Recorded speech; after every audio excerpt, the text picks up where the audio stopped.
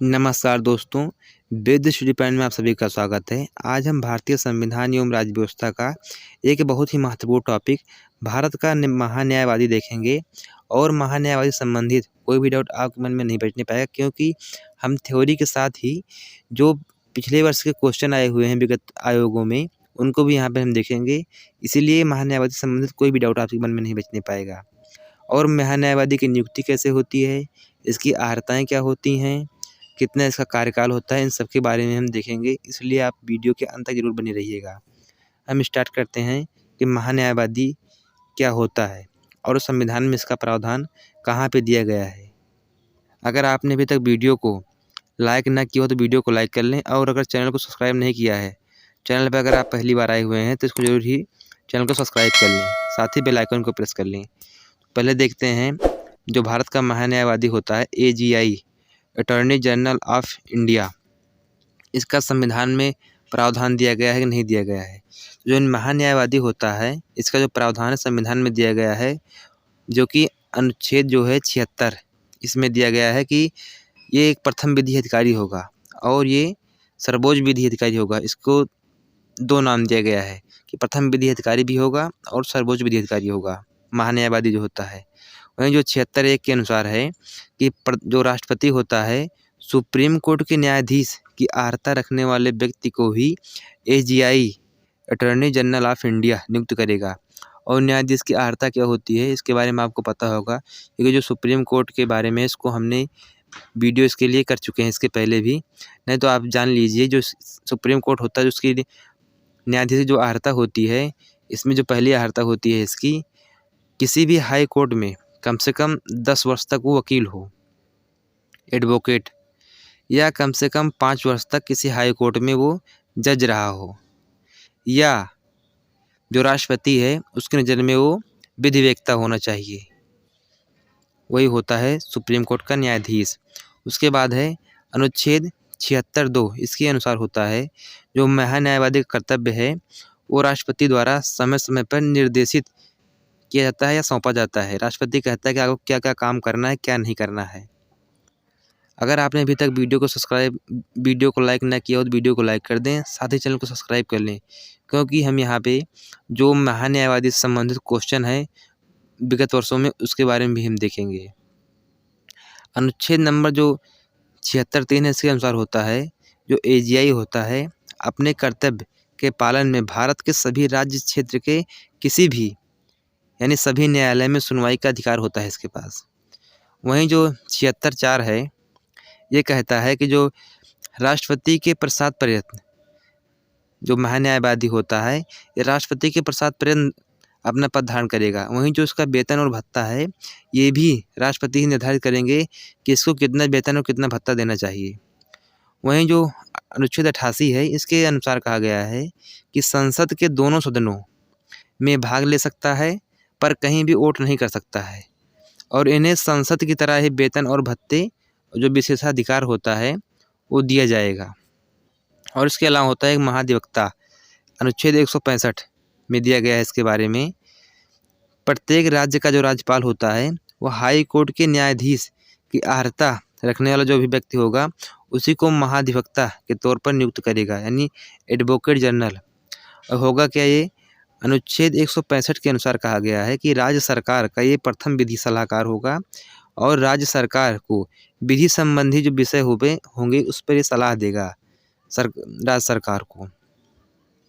और ये अनुच्छेद 165(3) के अनुसार है कि राज्यपाल के प्रसाद पर्यंत होगा, और जो उसके वेतन भत्ते होंगे ये राज्यपाल द्वारा ही निर्धारित किया जाएगा। अभी तक आपने महान्यायवादी को देखा है, और महान्यायवादी संबंधित जो भी क्वेश्चन है उनको भी हम देख लेते हैं, जो कि पुराने विगत वर्षों में आए हुए हैं। जो भारत का महान्यायवादी होता है उसकी जो नियुक्ति होती है कौन करता है, तो ये करता है भारत का जो राष्ट्रपति होता है, ये करता है भारत के जो महान्यायवादी हैं उनकी नियुक्ति। वहीं जो भारत का न्यायवादी होता है, ये अगला भी क्वेश्चन यही है कि इसकी नियुक्ति किसके द्वारा की जाती है, तो ये की जाती है भारत के राष्ट्रपति के द्वारा। और इसके बारे में देख लेते हैं हम। निम्नलिखित में से किसे भारत सरकार का प्रथम विधि अधिकारी समझा जाता है, तो ये होता है महान्यायवादी, attorney general of India. Bharat का प्रथम विधि अधिकारी, भारत का महान्यायवादी। आप देख रहे हैं कि महान्यायवादी होता है। भारत सरकार के मुख्य विधि परामर्शदाता कौन होता है? तो कौन होता है? Attorney general of India, AGI, यानी महान्यायवादी। भारत सरकार का मुख्य विधि परामर्शदाता attorney general of India Bharat का महान्यायवादी होता है। अनुच्छेद 76(3) में दिया गया है ये के अनुसार महान्यायवादी जो है अपना कर्तव्य पालन में भारत के राज्य क्षेत्र में सभी न्यायालयों में सुनवाई का अधिकार होता है, जो 76(3) है, इसके अनुसार इसमें दिया गया है। उसके बाद है जो भारत के अटॉर्नी जनरल हैं, विधि सलाहकार हैं, किसके हैं ये हैं सरकार के विधि सलाहकार होते हैं, अटॉर्नी जनरल ऑफ इंडिया। निम्नलिखित में से किसको अपने कर्तव्यों के पालन में भारत के राज्य क्षेत्र में सभी न्यायालयों में सुनवाई करने का अधिकार होता है? तो ये कौन होता है? ये होता है महान्यायवादी। इसको अधिकार है कि भारत के किसी भी राज्य क्षेत्र में सभी न्यायालयों में सुनवाई कर सकता है। उसके बाद है भारत के महान्यायवादी संबंधित क्वेश्चन, जो कि IAS 2000 में आया हुआ है। इसमें कहा गया है कि जो भारत का महान्यायवादी होता है के विषय में कथनों पर विचार कीजिए। ये भारत के राष्ट्रपति द्वारा नियुक्त किया जाता है, तो इसको आपने देखा होगा कि भारत के राष्ट्रपति द्वारा ही नियुक्त किया जाता है, और जो इसके वेतन और भत्ते होते हैं ये भी राष्ट्रपति द्वारा ही निर्धारित किया जाता है। इसकी जो योग्यता होती है सर्वोच्च न्यायालय के न्यायाधीश की होती है। ये भी आपने देखा है और समझा होगा कि जो भी सर्वोच्च न्यायालय के न्यायाधीश होते हैं उन्हीं के अनुसार इनकी जो योग्यताएं होती हैं ये होती हैं। और सर्वोच्च न्यायालय की योग्यता होती क्या है न्यायाधीश की? तो ये होती है कि किसी भी हाई कोर्ट में 10 वर्ष तक वकील हों, या किसी भी हाई कोर्ट में 5 वर्ष तक जज हों, या कि राष्ट्रपति के नज़र में वो विधिवेत्ता होने चाहिए। वहीं है जो तीसरा नंबर है, उसे संसद के किसी भी एक सदन का सदस्य होना चाहिए। ये यहाँ पे गलत है, क्योंकि संसद का सदस्य नहीं होना चाहिए, लेकिन उस संसद की किसी भी कार्यवाही में भाग ले सकता है, लेकिन वोट नहीं कर सकता है। संसद द्वारा महाभियोग लगाकर उसे हटाया जाता है, तो ये गलत है, क्योंकि जो महान्यायवादी होता है ये राष्ट्रपति के द्वारा ही नियुक्त किया जाता है और इसी के द्वारा ही हटाया जाता है। तो यहाँ पे जो ऑप्शन नंबर A है यही सही होगा कि जो न्यायवादी होता है वो राष्ट्रपति द्वारा नियुक्त किया जाता है, जिसकी योग्यताएं होती हैं ये सर्वोच्च न्यायालय के न्यायाधीश के बराबर होती हैं। आप देख सकते हैं यहाँ पे राष्ट्रपति द्वारा नियुक्त किए जाने वाले महान्यायवादी में वही योग्यताएं होनी चाहिए जो एक सुप्रीम कोर्ट के न्यायाधीश के लिए आवश्यक है। भारत का महान्यायवादी संसद का सदस्य नहीं होता है, परंतु वो किसी भी सदन में सदनों की किसी संयुक्त बैठक और सदन की किसी समिति में उसमें उसका नाम सदस्य के रूप में दिया गया हो बोल सकता है, भाग ले सकता है, किंतु अपना मत नहीं दे सकता है। अनुच्छेद 88 में दिया गया है ये। महान्यायवादी राष्ट्रपति के प्रसाद पर्यंत अपना पद धारण करता है, ये 76(4) में दिया गया है। अतः राष्ट्रपति उसे पदच्युत करने का अधिकार रखते हैं। इसलिए जो है कथन यहाँ पे 1 और 2 सही है और 3, 4 गलत है। जो अगला क्वेश्चन है, भारत के महान्यायवादी के संदर्भ में निम्नलिखित कथनों पर विचार कीजिए। राष्ट्रपति किसी ऐसे व्यक्ति की नियुक्ति करेगा जो उच्चतम न्यायालय के न्यायाधीश के रूप में नियुक्ति के लिए अर्ह हो। तो ये जो ऑप्शन है A नंबर ये सही है।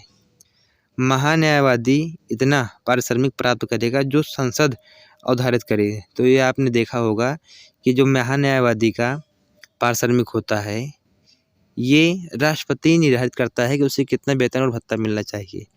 अगर आपने अभी तक वीडियो को लाइक ना किए हों तो वीडियो को लाइक कर दें, साथ ही चैनल को जरूर सब्सक्राइब करें, क्योंकि हम देखते हैं कि आप लोग वॉचिंग तो कर लेते हैं लेकिन आप लोग चैनल सब्सक्राइब नहीं करते हैं। इसलिए आप लोग चैनल को जरूर सब्सक्राइब करें, साथ ही बेल आइकन को भी प्रेस करें।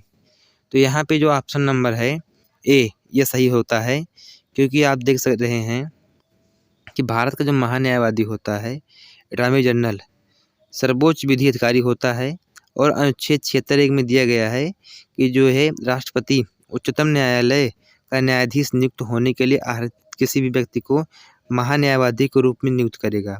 और अनुच्छेद 76(4) में दिया गया है इन्हें महान्यायवादी राष्ट्रपति के प्रसाद पद धारण करेगा और ऐसा पारिश्रमिक प्राप्त करेगा जो राष्ट्रपति इसके लिए निर्धारित करें।